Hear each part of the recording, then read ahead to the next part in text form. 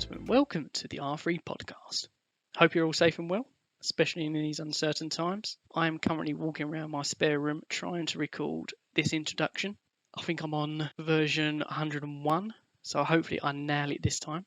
Anyway, I'm your host, Ben Luxford. For those of you who don't know me, I'm R3's technical manager. Before I joined R3, I worked for various firms for a number of years in the insolvency and restructuring profession. What is the R3 podcast? The R3 podcast aims to draw on the skills and knowledge of our network of professionals and to deliver more content to members to ensure R3 continues to support the development of insolvency and restructuring professionals across the UK and beyond. Initial podcasts will focus on technical and policy matters before expanding to other areas in the future, when we predict the podcast becoming number one in the UK. Today's discussion is on litigation, in particular preparation and logistics. My guest today is Gemma Kaplan, a partner at Pinson Masons. Gemma is a contentious insolvency specialist. She regularly acts for a large number of clients, advising insolvency practitioners and lenders on corporate insolvencies and complex bankruptcies. Gemma is an experienced litigator and is known for her committed and strong approach in pursuing claims. Her advice incorporates the use of investigatory powers, cross-border insolvency and recognition, and prevention of asset dissipation. So before we start the session, it is important to stress that whilst care has been taken in the preparation of this podcast, it is intended for general guidance only and does not constitute legal advice. Let's begin.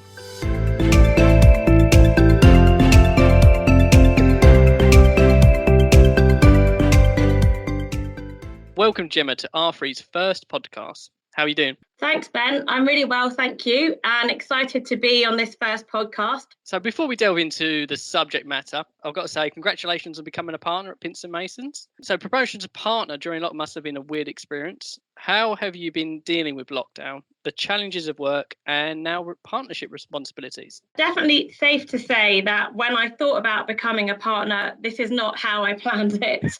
Although I am still holding on to the idea of being able to celebrate with clients and contacts, hopefully in the not too distant future. I think one of the biggest differences for me was adjusting from being one of the more senior junior team members to being the junior of the senior team, and adjusting to that different role without being in the office and seeing people face to face has been quite hard.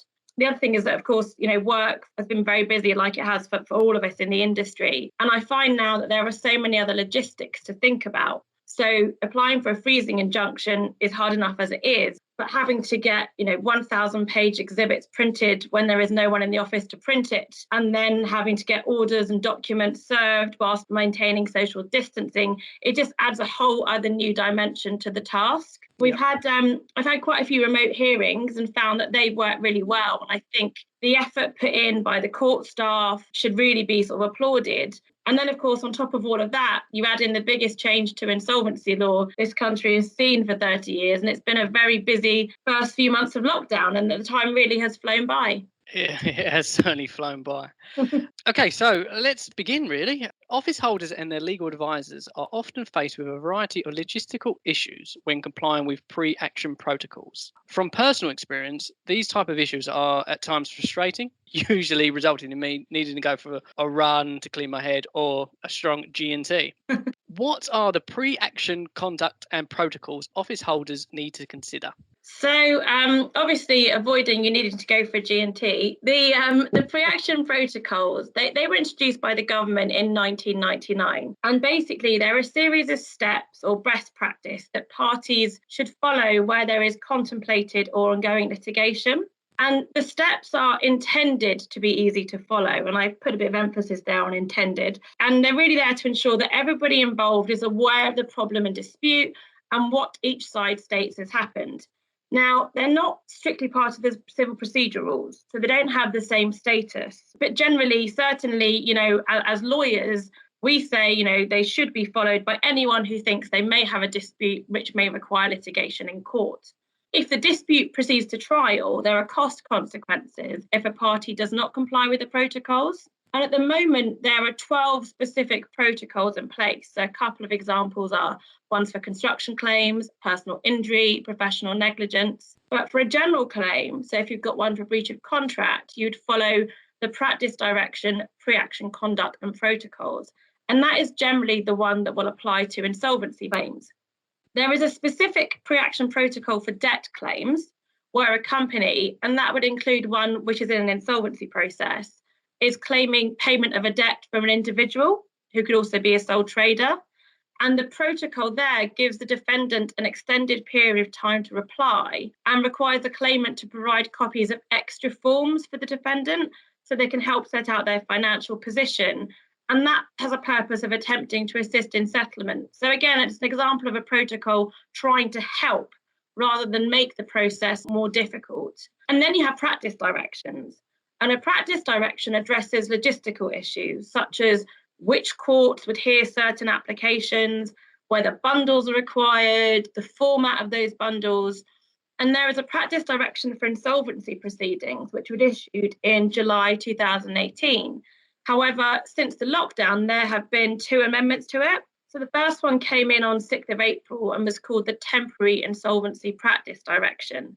And the emphasis on that one was on really providing clarification about procedure for remote hearings, the status of pending applications and petitions, the use of video conference to make statutory declarations for administration appointments. So it's all about, practical matters and logistics. And then, of course, most recently, we had on 3rd of July, a new insolvency practice direction issued, really to bring things up to date and reflect the changes introduced by the Corporate Insolvency and Governance Act. And those new measures include provisions for the process by which a winding up petition will remain private unless and until a judge has decided that, it passes the new sort of COVID test and the use of a pretrial review. So there's lots of different elements to the protocols and the practice directions. But really, I think if everybody looks at them as something to help and assist in the process, they probably aren't as daunting as you first thought. But I won't take away that they can sometimes also be a little bit frustrating and perhaps gin and tonic inducing, like you said. Always works. So what preliminary considerations need to be taken into account, and when does limitation stop? That's a really good question, actually. Limitation stops when the claim form or the application notice is issued. But if you're asking us about preliminary considerations, I think the point to note here is that issuing the claim form or the application notice is actually only the first hurdle a claimant or an applicant has to overcome to make sure that they have a valid claim. Because not only do you have to issue the application within the limitation period, you have to serve it within a set period. Otherwise, the claim becomes time barred or struck out or can't be reinstated. So it's not just enough to preserve limitation and issue on time. You then have to serve within a set period of time as well. And that period for service of a claim form in England and Wales is 4 months from the date of issue of the claim form. And in that, you would have to serve a claim form and a particulars of claim. It obviously gets a bit more tricky if the defendant is outside the jurisdiction. So the service is extended to 6 months from the date of issue of the claim form. And if you're thinking about sort of practical considerations, I think probably the biggest one is based on where the defendant is located. So you're going to need to consider how long is it going to take to serve the defendant? Do you know their address? Are you basing that address on something that you read from 2 years ago? Have you verified that they are still there? Are they already known to you as being a difficult defendant? Are they likely to evade service, pretend they're not in, run away? And also you have to think in advance, are there other court applications that you're going to have to make or other steps to be factored in? All with this ultimate goal of making sure you can still serve within the 4 or the 6 month period. So I think it really is important to look at the bigger picture and not just go, great, we've issued within the limitation period, we can sort of, calm down a bit now. Because it's very easy, as you can imagine, for 4 months to go very quickly if you don't wait to, perhaps it takes you 2 months to work out where the defendant actually lives, and then they've got, they've disappeared on you. So it's quite a lot to think about before you actually get started. Yeah, most certainly. So in terms of claims then, are there different forms for company claims and office holder claims? Yes, there are. And to make it even more confusing, not only are there different forms, there's also different terminology. So in an insolvency application, as you know, we'll use the term an applicant and a respondent. But then when you bring a claim under the civil procedure rules, you use claimant and defendant. So quite often through this, I'll be talking about, the claim form or the application notice, the applicant or the claimant. So you can see how it can get a little bit confusing. For company claims, where you're looking to recover money or obtain compensation for breach of contract, for example, you make the application under Part 7 of the Civil Procedure Rules. But where there is no dispute of fact, or where you're looking at a point of law which is in question, then you use the Part 8 procedure in the Civil Procedure Rules. Office holder claims, and of course that's probably the focus for a lot of the listeners, so you'd be looking at preferences and transaction at an undervalue. They are issued on an Insolvency Act application, which is referred to as a Form IAA. And these applications generally seek declarations. So, a classic one would be that transfer of a property constituted a transaction at an undervalue. And you'd be asking the court for an order restoring the position to what it would have been had the transaction not occurred. And those types of applications are supported by a witness statement, generally from the insolvency practitioner as the applicant. And those type of applications are different to sort of the company claim under the CPR, because they don't require a particulars of claim, or what sort of lawyers and barristers refer to as pleadings, where you're pleading out sort of actually what happened. But I would sort of say a little bit of warning on that, because I have had cases where, depending on the type of claim, sometimes it is actually useful for the lawyers to argue out the legal position using a particulars of claim and then a defence and a reply, because it then sort of narrows down the issues as you're getting towards trial. So I wouldn't want people to think just because it's an Insolvency Act claim, you wouldn't have a particulars of claim. They can be useful, but you have to actually apply to court to get those directions. And looking at sort of service, so the application and evidence in relation to an insolvency claim must be served 14 days before the date fixed for the hearing. Failure to do that doesn't result in the claim being struck out. But what would happen is you turn up at the first hearing, and then, of course, understandably, the respondent would say, well, I haven't had enough time to consider the application and the evidence. So the hearing would get adjourned. And then the problem is the insolvency practitioner might have a wasted cost order made against him because he hasn't served in time. So it really is the lawyer's responsibility to make sure that any type of court document, if it's an application notice or a claim form or evidence, is served in time. That's really the major chunk of their role. So I'm going to put the onus there on the solicitors. And then obviously at a first hearing, a court then gives you general case management directions. So, for example, filing of further evidence, disclosure of documents, and then you'd eventually have your claim proceeding to trial. Have there been any changes to the procedures taking into account COVID-19? I think we touched on this briefly earlier, but COVID-19 and the new virtual ways of working. There haven't been any specific changes in procedure, I would say. But of course, what we are seeing is an increase in the use, for example, of remote hearings. And, I think probably safe to say, could anybody ever have imagined the winding up list taking place remotely? The amount of people that go in and out of that court, you've got the barristers, you've got the solicitors, you've got the people sitting behind them. And the fact that the court managed to get that up and running and everybody, sort of dialing under specific slots, that is an example of a change of, the working court practice. Yep. But to some extent, some elements of the court system and the expectations haven't changed. So, for example, I recently obtained a freezing injunction, and the court still expects you to serve the order on the defendant in person because, of course, it contains a penal notice. So the ramifications for the defendant, if they don't comply, if they're not aware, are severe. So there, of course, we had to engage a process server who had to comply with social distancing measures whilst also making sure it was validly served on the individuals. I suppose to some extent it was easier for us because generally, somebody's always going to be at home if we're in a lockdown. And I suppose the other thing is obviously we're seeing a lot more, as I said, a lot more use of service of documents by email.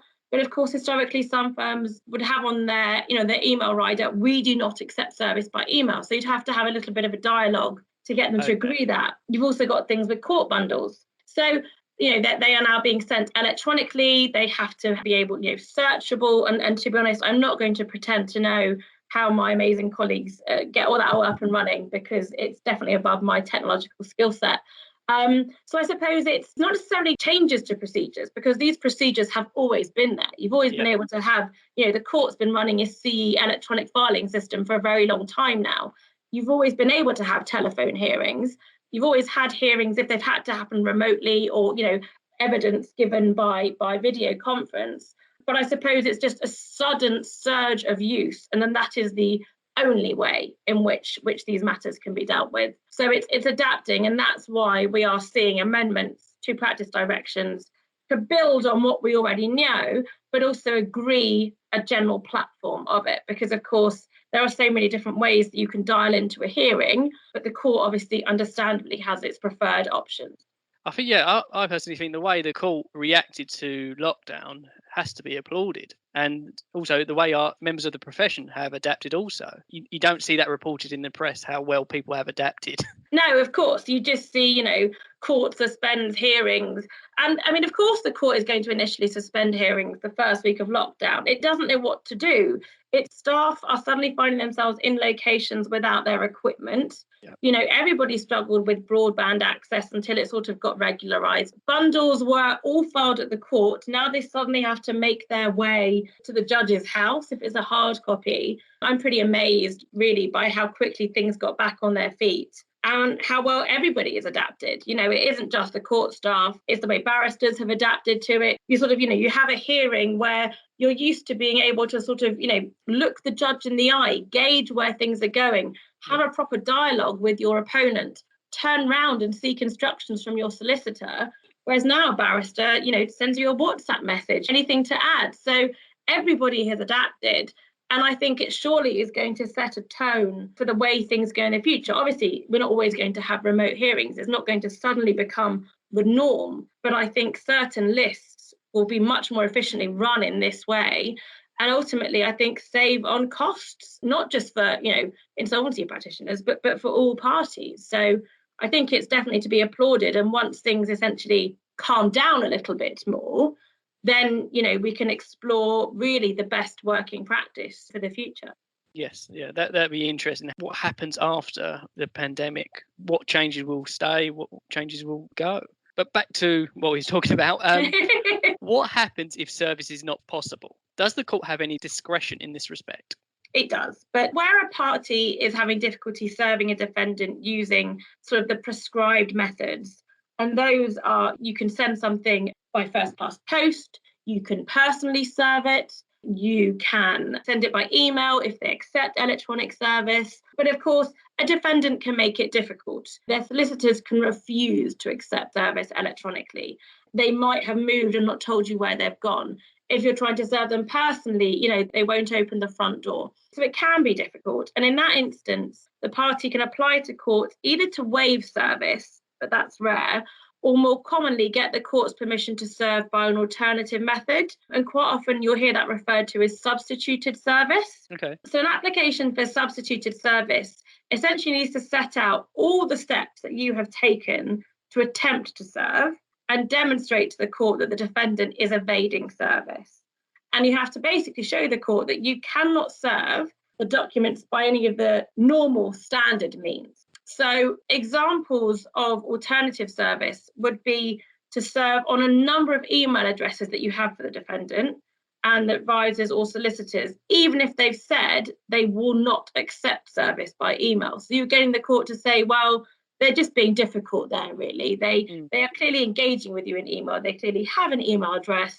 We will allow you to serve them by email. I have had instances where a party, you don't have an email address for them, or you're getting bounce backs, but they have an active Facebook account. So the court has, it's rare, but the court has made orders allowing a party to serve by Facebook message, which I think is quite unique. I said, in exceptional circumstances, the court can dispense with service altogether. But to be honest, it really is in the rarest of circumstances, because, of course, the party has a right to know and a right to respond to whatever is being said about it. Great. So what about service then out of the jurisdiction? Do procedures differ? And what obstacles does one normally encounter? The first question for now is when you're serving out of the jurisdiction, is the defendant in the EU or not? And whether an application for permission to serve out is required. So at the moment, if they are based in the EU, then generally a claimant does not need the court's permission to serve them. So let's say I want to serve a party in Germany, Germany's in the EU, I don't need the court's permission to serve out. But if you are serving on a defendant outside the EU, then a court application is required. I mentioned earlier that the deadline to serve a claim form outside the jurisdiction is extended to 6 months. And that is on the assumption that it's going to be more time consuming to serve them. And if you do have to make the application to serve out, that application needs to satisfy the court that there's a good arguable case that this court has jurisdiction and that England is the appropriate forum to hear the dispute. But I'd say for the insolvency practitioners listening, you could assume that if your solicitors have advised you to bring the claim here, then those tests are really a formality and should obviously be met. The application itself is done on paper. There'll be a supporting witness statement, either from your solicitor or from the insolvency practitioner. I think if you're looking at obstacles, it's important you identify all potential issues regarding service in advance. And this is coming back to the point I made at the beginning. Don't just think you have 6 months to do something. That 6 months can go very quickly. And it's not safe just to issue the claim form very close to the limitation period or attempt to serve it very close to that 6 month deadline for service. Because as I said, if a party fails to validly serve a Part 7 claim form, the claim is struck out unless you get an extension from the court. And you're only going to get an extension from the court if they can see that you've done everything you can and you've acted promptly. So you've got to keep that at the back of your mind. The other thing, if you're serving on a defendant in a non-English speaking country, you have to have the court documents translated. So that takes time, so plan that ahead. Don't leave that until the last minute and give yourself 2 days when it could take 2 weeks, and then you're running out of time to get it served. Service out of the jurisdiction, it can be very complex. It can be very time consuming. Quite often, you're probably going to decide to serve your documents by more than one method to ensure at least one approach is valid. And I know I keep repeating myself, but plan ahead as much as possible to build in time to deal with any unexpected problems. If you're thinking about how you would serve out the jurisdiction, so the service regulation is theoretically the simplified route. And what that does is a court-led process, and it establishes a transmitting and receiving agency in each of the EU member states. So the transmitting agency sends the documents, out of the country, and the receiving one then receives them and gets them served under that country's protocols. The receiving member country can then serve it directly by mail, for example, if that country permits service by post. Of course, if we were to just post it from England to, say, Russia, for example, that wouldn't be valid service. If I use the service regulation, so here, our transmitting agency is the senior master of the Queen's Bench Division. So if I sent the papers there and they then sent them to the relevant agency in Russia, the court there, and that court then posted them, that is valid service. Right, so it's theoretically a simpler route, but it can be slow. And so the other option is to use any method permitted by the law of the country in which the document is to be served. And that is generally used because it tends to be much quicker, but it can be more expensive because, as I said, you can't just do it from here. So you'd need to get the advice of a local lawyer to ensure that the method of service you want to use is available in that country. And then they'd probably either do it themselves and charge a fee, or they would get an agent to do it. So it's quicker, but it is more expensive. And then, of course, I think it would be wrong for me to be talking about EU without mentioning Brexit. Obviously, when the UK leaves the EU, it's going to have an impact on the ability to serve UK court documents in an EU member state. But I think that's probably one for another podcast entirely. Yeah, certainly. Thank you very much, Gemma, R3's first guest on the podcast. So thank you very much. It's been very informative. I have 2 final questions for you. The first one, as a contentious insolvency specialist, what are your thoughts on the suspension of liability for wrongful trading, which ends on the 30th of September this year? A highly contentious topic at the moment. Personally, I think it was unnecessary to bring in the ban because any claim for wrongful trading involves an analysis of whether the conduct of the director at the time was reasonable.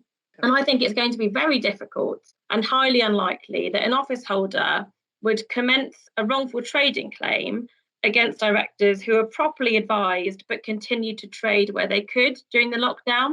I mean, this is a pandemic that nobody could ever have envisaged. It certainly wasn't envisaged when the original legislation was drafted. And I think you'd have to be a very risky, chancy insolvency practitioner to bring that claim, because of course, you're there to do things in the interest of creditors, and something where the burden of proof on you is going to be, I think, quite high. You're likely to possibly end up actually in a negative position for creditors, obviously, if it goes wrong. Yeah. I mean, of course, the ban on wrongful trading doesn't remove all of a director's liability. Directors are still liable for claims for misfeasance, as well as claims for breach of duty under the Companies Act and directors' disqualification. So altering just the rules on wrongful trading alone, I think, is unlikely to achieve the policy objective of giving directors this confidence to continue to trade during these unprecedented times. The wording of the Act to cover off this temporary ban, all it actually does is it reduces the quantum of any contribution that a director might have to make if found liable for wrongful trading. So it doesn't actually affect his liability, it affects the quantum of his liability. Yeah. And if the intention behind the drafting was to remove liability totally rather than quantum, then I would say it hasn't had the desired effect. I think, it's going to be extremely difficult for an insolvency practitioner and the court to work out the quantum attributable just to COVID-19. So I think it just comes back to my original point that I just don't think it was necessary. Having said that, I'm sure there might well be some insolvency practitioners, they feel that they do have a case to run. But I certainly don't think I'd like to be advising them on that. No, it will be very interesting. With all future guests on the R3 podcast, I'll be asking this question. So you're the first person, so no pressure. Okay, yeah. What is the one thing that you ever learned during your career so far that has stayed with you throughout? I think when you first start out as a junior, and this can be, whatever career it's in, you're often, more worried about impressing the people at the top and, and building your relationships with them. But I think something that I kind of grew up with, as a child was that you need to grow and nurture relationships with everyone that you interact with on a personal and a professional basis. Yeah. So I guess not just attempting to please the people that we perceive have the power. And I remember as a trainee, which was quite a while ago now, show my age, that a friend of mine, she was a trainee at a really big city firm. And I trained at a more, a local firm, Boys Turner in Reading. And it was great because I had all this amazing hands-on practical experience. Yeah. And my friend kept moaning to me that none of the secretaries or the support staff ever help her with things. And I just didn't really understand that because I just had this really great rapport and relationship with everyone that I work with. And that's not just because, obviously I am great. Joking. It's not just because that, but it's something that obviously naturally I had developed. Yeah. So I asked her, what relationship do you have with these people? And she's like, oh, well, I barely speak to them. I come in, I sit down, I speak to my supervisor. I don't speak to them. And I sort of politely suggested that, well, that's probably why they aren't going to go above and beyond for her, when essentially she only talks to them in a crisis. And I think the same too goes for barristers' clerks. These are the people that are going to get that urgent application listed when the court listings office tells you the list is full. And so I always form relationships with not only the barristers, but their clerks too. Some of the clerks were giving me some extremely useful tips in the minute, when lockdown began and no one knew how anything was working, in that first couple of weeks before the guidance started coming out. They can really give you this practical insight. I guess I'm trying to say that I learned, treat everyone equally and treat others how you would want to be treated yourself. And I think that's in my career. But it's also something I just try to do generally, because it's not just the senior partner that is going to be the one that, sort of gets me through the stages of my career. The support I have had through my career from, the post room, the trainees, the PAs, these are all the people that help build a team, a firm. So that would be my tip in as I said, a very long-winded way. No, in fact, I totally agree with you. I came from, I started my career in a small boutique firm in the West End, and it was very much you build relationships throughout the firm, from the secretaries to the people that work in the post room. Because if you've got to get something urgent out, you need their help, and it's always good to have a rapport with everyone. You never know when you're going to need their assistance. So yeah, I'm totally with you on that. So I made sense then for my waffling. yes. Gemma, thank you again for being the first guest on the R3 podcast. Very much appreciated. And maybe in the future we can have you on again. Yeah, absolutely. Thank you for having me. And may this be the first of many podcasts. Fingers crossed. Hopefully we'll end up on iTunes or Spotify in the future. But no, thank you again, Gemma. No worries.